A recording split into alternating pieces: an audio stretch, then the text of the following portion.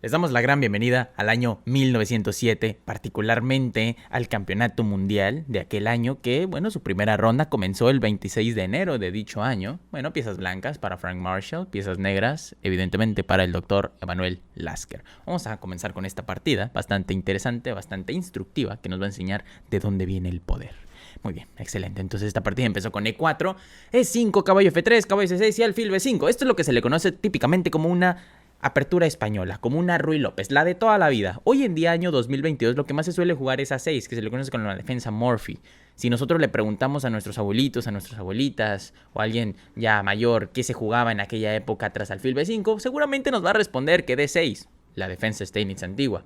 Que bueno, claramente se le llama defensa Steinitz porque el famosísimo campeón, bueno, ex campeón mundial Wilhelm Steinitz fue quien la desarrolló, ¿verdad? Pero bueno, en esta partida se jugó caballo F6, que se le conoce como la defensa berlinesa. Hoy año, repito, 2022, no escuchamos defensa berlinesa por algún lado, van pasando por la calle, escuchan defensa berlinesa y en el primer momento en el que escuchamos eso se nos viene a la mente la palabra tablas. Y es precisamente porque dentro de la defensa berlinesa, la variante más famosa, que es con enroque corto, caballo por E4, D4, caballo D6, alfil por C6, D por C6, D por E5, caballo F5, dama por D8, jaque y rey por D8. Llegamos a un final muy tablífero. Es como si apenas estuviésemos empezando a realizar el primer movimiento de la partida. El problema es que ya vamos en el movimiento número 8. Me explico, es muy tablífero. Pero bueno, esto evidentemente no fue lo que se jugó en la partida porque, repito, campeonato mundial, no estamos para tablas, ¿o sí? Bueno, D4, muy interesante respuesta por parte del maestro Marshall, entregando el peón de E4 y bueno, lógicamente, de que se puede capturar, se puede capturar. Sin embargo, aquí se decidió realizar E por D4 y tras enroque corto, alfil E7, E5, cuestionando al caballo de F6. ¿A dónde se retira? Se retira a E4 y tras caballo por D4, enroque corto. Un detalle bastante importante es que las negras perfectamente pueden realizar la captura de caballo por D4, aunque hoy en día no es muy recomendable porque tras dama por D4 le damos un poquito mucho de actividad. Entonces la cuestión es ir mejorando nuestra posición sin mejorar a su vez la posición del enemigo. Precisamente por eso se ignora dicha amenaza, se ignora dicha variante y se juega enroque corto. Tras caballo F5, D5 ganando el centro, alfil por C6, B por C6. Justamente en este tipo de posiciones nosotros tenemos un patrón típico que es conocido como pareja de peones en C3 y D4 para las blancas y pareja de peones en C6 y D5 para las negras. Es decir, tener una pareja de peones en las casillas señaladas en el tablero. Bueno, lo curioso de aquí es que el ataque proviene de los patrones que nosotros conocemos. Por ejemplo, si nosotros sabemos esta estructura de peones, sabremos qué realizar en la partida. Un detalle bastante importante, y esto es teoría, y es algo bastante importante, es que si ustedes tienen la pareja de peones, ustedes van a buscar conservar piezas menores e intercambiar las piezas mayores. Por otro lado, si ustedes están jugando contra dicha pareja de peones, lo que van a buscar es intercambiar las piezas menores y conservar las piezas mayores, ¿de acuerdo? Entonces, bueno, aquí la siguiente jugada de Frank Marshall, considerando justo lo que acabo de decir, ¿cuál creen que es? Bueno, pues lógicamente, caballo por E7 jaque. Lógicamente, quitando piezas menores del tablero para conservar únicamente las piezas mayores. Es ahí de donde viene el poder. Un detalle bastante fundamental es que sus ojos no ven lo que su mente no sabe. Importantísimo. Si su mente no sabe este patrón, si su mente no sabe distinguir entre las diferentes estructuras de peones que existen y su importancia ya en el ataque, en la táctica, en la estrategia y cómo lo podemos utilizar para ir armando un ataque decente, lógicamente sus ojos no lo van a ver. Y si sus ojos no lo ven, pues lógicamente no va a existir dicho ataque en el tablero. Y bueno, antes de que esto se convierta en una clase de filosofía y psicología, deben de recordar eso bastante bien. El ajedrez es un juego básicamente entre lo subjetivo y lo objetivo. Lo que ustedes creen que está ocurriendo en el tablero y lo que en verdad está ocurriendo en dicho tablero. ¿Me explico? Entonces, precisamente por eso tenemos que reconocer los patrones para entender el poder de estos mismos. Si nosotros sabemos que en una determinada apertura una pieza del enemigo es mala, lógicamente nosotros utilizamos eso a nuestro favor, ¿de acuerdo? Bueno, tras dama por E7, torre E1 atacando al caballo, dama H4 defendiendo, pero también atacando. Alfil E3 y F6. F6 se le considera una ligera imprecisión porque es un poquito, ¿cómo decirlo? Es un poquito pasivo. Lo que se recomienda en este tipo de casos es realizar F5. Y si E por F6, peón al paso, entonces dama por F6 o incluso torre por F6.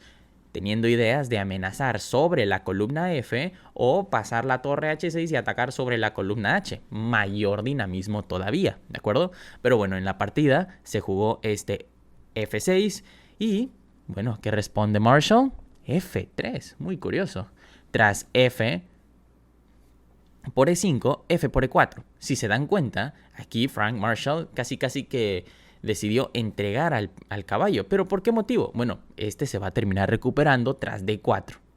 Este alfil tiene bastantes problemas. Recuerden que no se puede retirar porque entonces sigue la inevitable alfil G4 y bueno, la dama se tiene que retirar, hay infiltración de torre vía F2 y la cosa se complica muchísimo por las negras. Ese es otro tema que no vamos a evaluar en la clase del día de hoy, pero es otro tema llamado pieza por iniciativa o material por iniciativa. Bueno, total, dentro de D4 aquí se juega algo bastante curioso, G3, considerado como un error grave porque precisamente permite la infiltración de la dama por H3. Pero bueno, el doctor Lasker no lo ve y juega dama F6, que el módulo lo considera como un error grave, pero siendo honestos, en realidad esta es una jugada bastante natural. Bueno, alfil por D4, devolviendo la pieza, E por D4, torre F1, dama por F1, jaque, dama por F1, torre por F1, jaque, rey por F1, y llegamos a un final en el que solamente la estructura de peones nos va a dictar quién es el ganador. El poder de todo esto radica principalmente en cómo leemos la estructura de peones. Es un final de alfil y torre contra caballo y torre. Según Capablanca, en posiciones abiertas el alfil es superior al caballo, pero esto es bastante importante. Recuerden que un gran poder conlleva una gran responsabilidad. No importa si nosotros tenemos la mejor pieza del mundo, si no la sabemos utilizar correctamente, de nada nos va a servir. Tras torre B8, atacando puntos claves, en este caso la debilidad de B2, sigue o sucede B3, intentando defender. Esto es bastante interesante y de hecho muchos considerarían que esto es una debilidad porque debilita todas las casillas de color oscuro. Esto no es una debilidad, de hecho es una buena jugada porque no hay alfil de casillas oscuras por parte del negro que pueda aprovechar esas casillas. Por lo tanto, se considera una buena jugada. Tras torre B5, activándose, C4, interesante jugada. El propósito de esto es que si se juega D por C3, peón al paso, entonces caballo por C3 y se activa la cosa y bueno, hay ganancia para las blancas, lógicamente. Pero honestamente, tras C4 no tendría sentido realizar la captura al paso porque solamente permitiríamos que el caballo de las blancas se active. Entonces, ¿qué hay que seguir haciendo? Bueno, lo más común y lo más ideal es seguir atacando las debilidades. En este caso, torre H5, directamente atacando al peón de H2. Repito, creando debilidades de la manera más activa posible. Tras rey G1 defendiendo, C5, frenando y lógicamente consolidando la posición por parte del flanco de dama. Tras caballo de 2, rey F7. Recuerden que en los finales el rey también es una pieza. Torre F1, jaque, rey E7, A3. A3 es un error bastante grave. Se recomendaba caballo F3 precisamente porque A3 deja a este peón muy débil. Y lógicamente se sobreentiende que a la siguiente va a venir un torre H6, torre A6, atacando a otra pieza y básicamente estamos creando debilidades en nuestro propio flanco. Repito, una jugada como caballo F3, alfil G4, H4, alfil por F3, torre por F3, torre 5, torre F4, le daba un poquito más de ventaja por parte de las negras. De hecho, en esta posición se gana con negras, aunque siendo honestos, se gana, pero de una manera muy difícil. Hay que ser bastante precisos en nuestras jugadas. ¿Qué ocurre? Que en la partida se jugó A3 y lógicamente Lasker lo va a aprovechar y juega torre H6. Tras H4, torre A6, de nuevo, una nueva debilidad. ¿Cuál es el problema? Que básicamente obligamos a jugar torre A1. Este torre A1 es malo porque ponemos a una pieza de 5 puntos a defender una de un solo punto. ¿Cómo se ve reflejado esto? Se ve reflejado en la ulterior actividad del alfil y del rey próximamente. Tras alfil G4, rey F2, rey E6, A4, rey E5, el rey se va acercando a la debilidad de E4, que como lo veremos a continuación, va a terminar por ser capturada dicha debilidad. Tras rey G2, torre F6 infiltrándose y considerando que se tienen que tomar las columnas abiertas, torre E1, D3, D3 se realizó con la intención de que el rey pueda infiltrarse por D4. Repito, en esta posición particular el rey no puede infiltrarse por ningún lado, pero si se juega D3, claro que se habilita un espacio, una casilla para el rey en D4 y tras torre F1, rey D4, sin importar que se capture la torre, porque tras torre por F6, G por F6. Y si visualizamos la estructura de peones del negro no está como que muy bien, porque se tiene 1, 2, 3, 4 islas de peones. En un final se argumenta que entre mayor cantidad de islas de peones tengamos, peor va a ser nuestra posición. Pero esto tiene una compensación muy clave y bastante importante.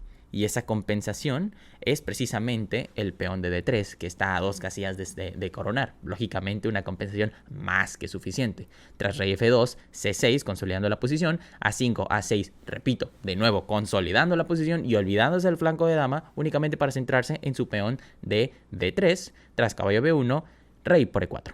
Cae el peón central y bueno, lógicamente ulterior a esto va a terminar por coronar o el peón de D o alguno otro, siempre considerando que se tiene que generar una segunda debilidad. Tras rey E1, alfil E2, un puesto de avanzada para que el peón no caiga y se pueda liberar el rey de dicha defensa para, por ejemplo, ir por los peones del ala de rey. Tras caballo de 2 jaque, rey E3, caballo B1, F5, caballo de 2, H5, caballo B1, rey F3, se va visualizando por dónde va el asunto. Caballo C3, rey por G3 y existen dos peones pasados. No importa cuál sea, no sabemos cuál, pero uno de esos dos peones va a terminar por coronar. Tras caballo A4, F4, caballo por C5, cae un peón. Bueno, pero lo que pasa es que estos tres peones están muy lejos de la coronación. Bueno, el de A5 no, pero está siendo frenado por el de A6. Entonces, primero se tendría que capturar el peón de A6, luego quitar el caballo y luego subir. Allá van tres tiempos que lógicamente el negro va a terminar usando para coronar. Tras F3, caballo 4 jaque, rey F4, caballo D6, C5, B4, C por B4, C5, B3, tercer peón pasado, caballo C4, rey G3, caballo E3, B2 y ante esto Frank Marshall abandona la partida. Esto precisamente porque uno de los tres peones va a terminar coronando. Si nosotros queremos seguir el juego, se puede seguir con algo como por ejemplo rey D2, pero en el momento en el que se capture, en el momento en el que le continúe al negro, no se va a capturar, pero sí va a terminar coronándose dicho peón. Va a convertirse en una dama y bueno, no va a poder ser frenado. Entonces de ahí proviene el poder. Espero que les haya gustado este video. Bueno, sin más, una partida bastante interesante. Estaremos cubriendo dicho torneo y dicho campeonato de 1907. Un torneo bastante interesante, bastante instructivo. Y bueno, muchísimas gracias por haber visualizado. Nos vemos en la próxima. Adiós.